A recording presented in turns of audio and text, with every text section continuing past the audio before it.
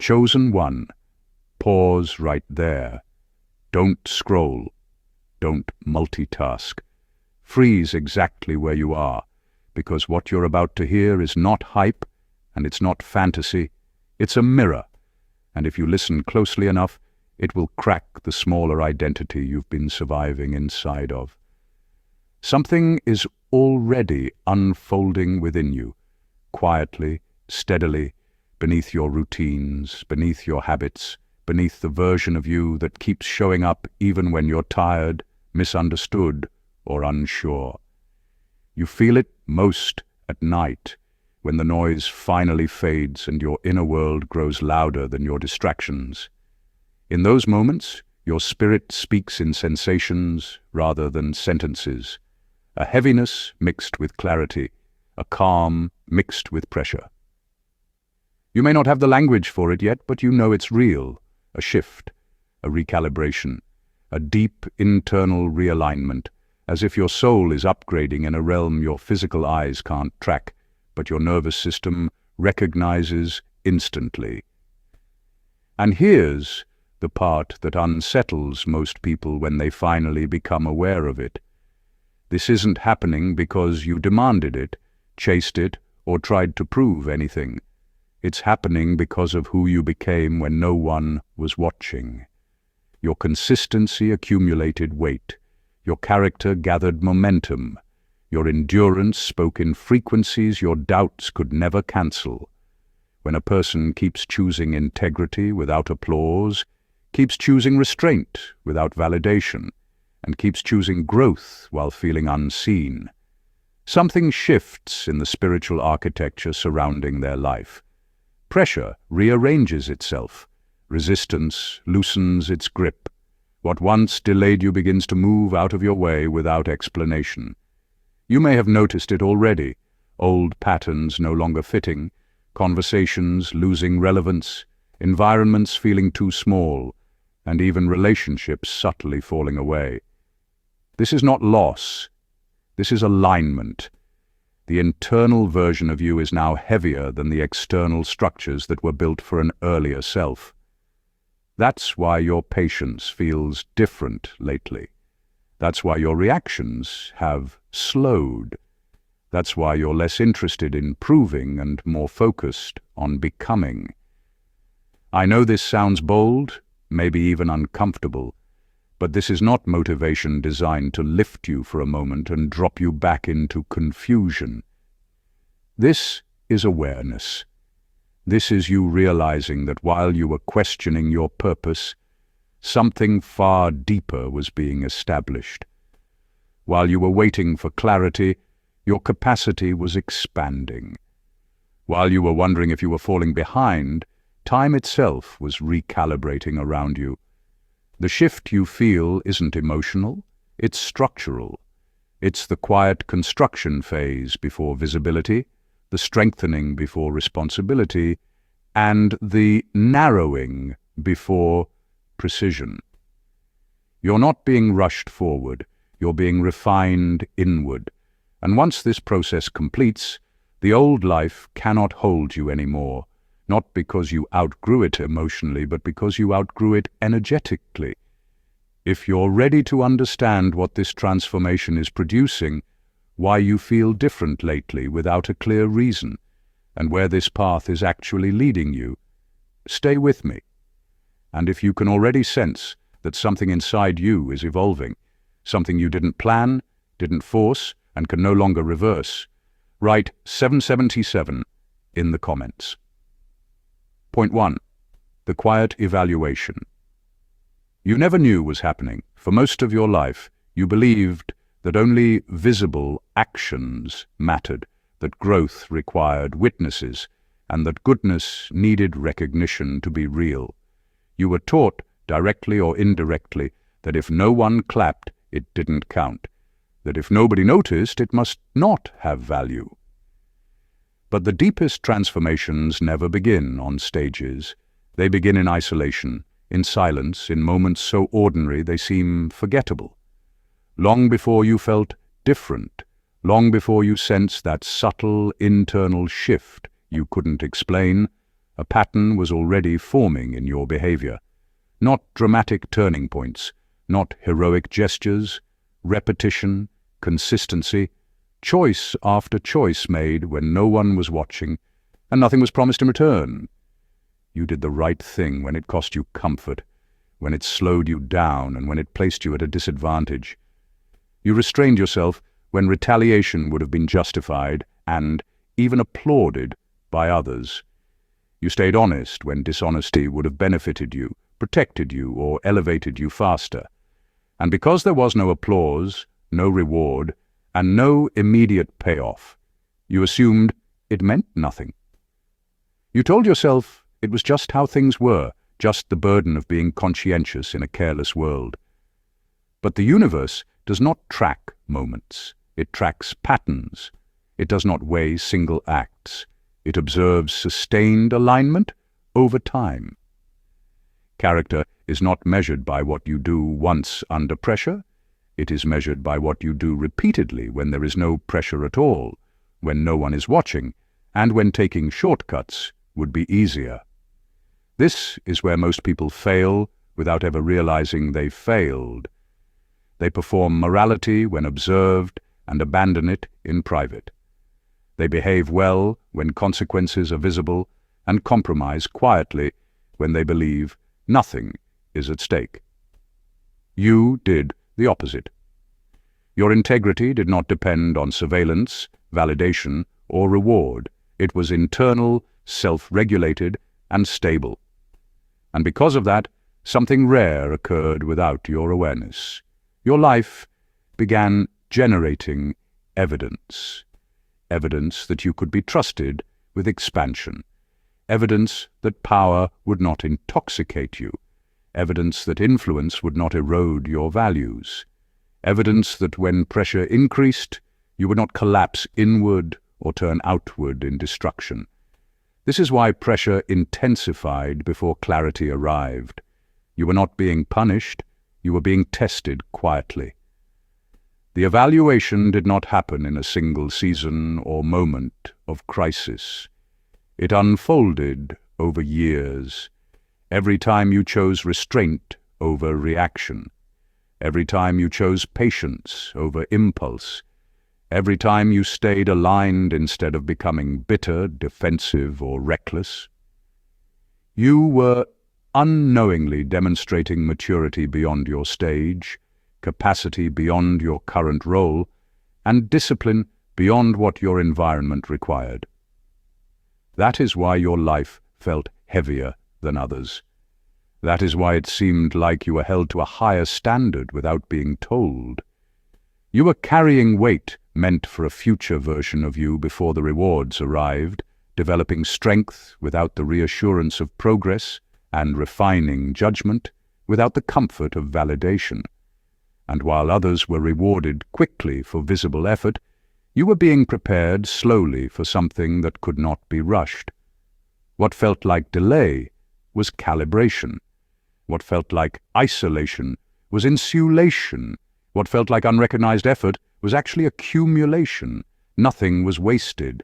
Every quiet decision compounded.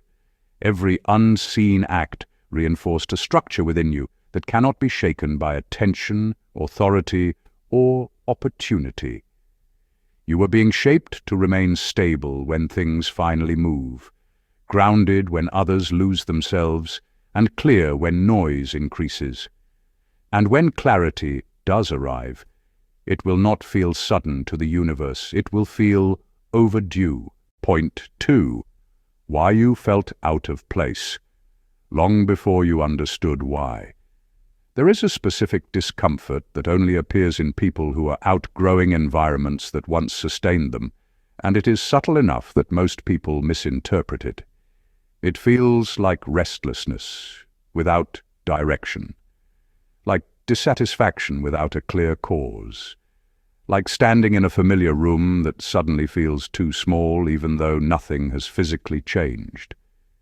You sense that you no longer belong where you once fit, yet, at the same time, you no longer fear being alone. This contradiction can feel destabilizing, But it is not a sign that something is wrong with you. This confusion is not weakness. It is recalibration. Your internal system is adjusting to a higher level of integrity. Your nervous system has been slowly rejecting patterns, dynamics, and emotional loops that no longer match your internal frequency. What once felt normal now feels misaligned. Conversations that used to entertain you now feel hollow. Jokes that once made you laugh now feel repetitive. Social rituals that once distracted you now leave you tired rather than fulfilled. This is not because you are becoming antisocial or superior. You are becoming selective. Your energy is no longer available for anything that does not nourish or refine you. And this phase is often misunderstood by people who are still anchored to external stimulation. They may label you distant, cold, withdrawn, or arrogant because your withdrawal disrupts the roles they assigned you. But what is actually happening is far more internal and far more serious. Your psyche is shedding its dependency on external validation. You are no longer motivated by being liked, approved of, or included. You are motivated by alignment, by whether something feels true in your body, your mind, and your values at the same time.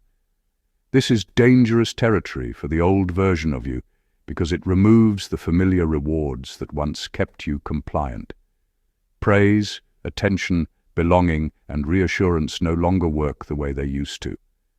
But this phase is necessary for the version of you that is emerging, because leadership, authority, and self-mastery cannot be sustained by applause. They must be sustained by internal coherence, by the ability to stand firmly in your own decisions without needing constant feedback. This is why solitude increased around you, not as punishment, not because you failed, but as training. Isolation removes noise, and without noise, you are forced to confront who you are when no one is watching, validating, or reacting. You are forced to feel your own emotions without outsourcing regulation. You are forced to hear your own thoughts without distraction. Many people collapse in this phase. They run back to constant stimulation. They reattach to relationships they already outgrew. They tolerate toxic familiarity just to avoid the quiet. They lower their standards so they can escape the discomfort of becoming someone new. You didn't, you stayed. You endured the silence even when it exposed your doubts, your fears, and your unresolved questions. You learned to self-regulate without external soothing. You learned to sit with uncertainty without panicking. You learned to move forward without applause. That ability rewires your identity at a deep level. It creates emotional independence. It sharpens discernment. It builds a nervous system that does not collapse under pressure or confusion. This is not an accidental phase. This is preparation. Preparation for a life where you choose intentionally rather than react emotionally. Preparation for environments that require depth, discipline, and self-trust. Preparation for influence that does not come from performing but from presence. What feels like isolation now is actually the space being created for a more aligned version of you to fully take form. Point 3. The formation of internal authority. True authority is not declared, it is sensed, and the foundation of authority has always been self-trust. Somewhere along the way, quietly and without ceremony, you stopped outsourcing your inner compass. You still listen, you still learn, and you still refine your understanding. But you no longer betray your intuition just to keep the peace or avoid resistance. That shift matters more than you realize. External authority without internal authority creates people who look confident until pressure arrives, and then they fracture. Internal authority, however, produces stability. It creates a center that does not wobble when circumstances tighten. You have already felt this change in how the world responds to you. People approach you without fully knowing why. They speak more freely in your presence. They trust your energy more than your titles, your explanations, or your achievements. This is not charisma, and it is not performance. It is congruence. Your inner state and your outward behavior are no longer in conflict. When a human being becomes internally aligned, others register it subconsciously as safety. And safety is influence. Calm is power. Regulation is leadership. This is why you're not being positioned as someone who demands attention, but as someone attention naturally moves toward. Your presence slows rooms down. Your words carry weight because they are not rushed, not defensive, and not performative. This process is not mystical, even though it feels profound. It is neurological. Regulated nervous systems naturally stabilize dysregulated ones. Your steadiness becomes a reference point for others. You are becoming a stabilizer, and stabilizers are rare. That is why responsibility is finding you. Not because you chased it, not because you demanded it, but because you can hold it without collapsing. Point 4, the sharpening of discernment and pattern recognition. As your internal noise decreases, your perception sharpens in ways that are subtle but decisive, like a lens slowly coming into focus without effort or force. You begin noticing inconsistencies faster, not because you are suspicious, but because your mind no longer wastes energy on distraction. You sense danger before it presents itself clearly, not as fear, but as a quiet internal signal that something is off. You recognize manipulation before it escalates, before words become traps and intentions harden into outcomes. This is not paranoia, it is pattern recognition earned through lived experience. Your mind has integrated enough data, failures, observations, repetitions, to detect subtle deviations that others overlook. And if you respect this ability, it will save you from years of delay, emotional detours, and unnecessary conflict. Many people ignore intuition because it cannot always explain itself logically. But intuition is not magic or guesswork. It is compressed data, with the brain processing patterns faster than conscious language can keep up with. You have already experienced moments where you said no without justification, stepped back without explanation, or chose silence without knowing why, only to understand later that it protected you. This capacity will intensify, and with it comes responsibility. Discernment requires restraint. You will see through people without needing to expose them. You will sense misalignment without needing to argue or prove a point. Silence will become a strategic tool, not avoidance, a form of precision rather than withdrawal. This is why your speech is changing. You talk less, but say more. You explain less, but communicate clearly. You choose words carefully because you understand their weight. This is maturation at a cognitive and psychological level, a recalibration of how you move through the world. And once fully integrated, it does not reverse. Point 5. The cost of continued transformation. Transformation is not free. It demands payment in familiar comforts. The first cost is relational friction. Not everyone can follow you where you're going. Some relationships will dissolve quietly. Others will end painfully. Not because anyone is evil, but because frequency mismatch creates strain. The second cost is increased accountability. You can no longer act impulsively without internal consequence. Your conscience is sharper now. The third cost is intolerance for compromise. You will lose opportunities that require self-betrayal. But those losses are filters, not failures. And the fourth cost is surrendering timeline control. You will know where you are headed, but not always how you will get there. This requires trust without passivity, faith without fantasy. You must continue acting while releasing obsession over outcomes. This is advanced discipline, and you are capable of it. Point 6. The activation of protection and course correction.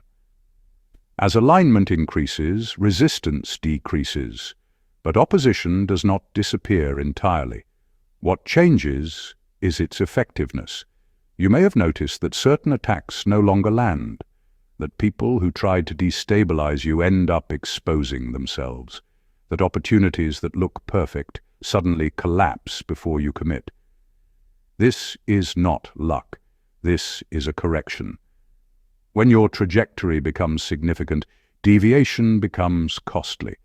And so redirection becomes sharper. Missed doors are mercy. Delays are calibration. Redirection is protection. You are not being shielded from difficulty. You are being shielded from derailment. And this allows you to move forward with steadiness instead of fear. You are not fragile. You are reinforced. Point 7. The inevitable external manifestation. Eventually, internal change produces external evidence, not theatrically, not overnight, but unmistakably. You will experience a sequence: clarity, decision, and momentum. One insight will crystallize. One step will feel undeniable. You will act, and movement will follow. New alliances, new resources, new positioning. Your environment will reorganize around who you have become, and people from your past will sense the difference without being able to explain it, not because you are superior, but because you are integrated. And integration is rare. This is the moment when self-doubt fades, not because you became arrogant, but because evidence replaced uncertainty. You will recognize yourself again, and that recognition will stabilize you permanently. Chosen one. This is not about becoming something extraordinary. It is about becoming consistent. Consistent in values, consistent in regulation, consistent in truth. That is what makes destiny inevitable. Not luck, not talent, not affirmation. You were shaped quietly, tested privately, strengthened gradually, and now you are entering the season where alignment becomes visible. Stay steady, stay disciplined,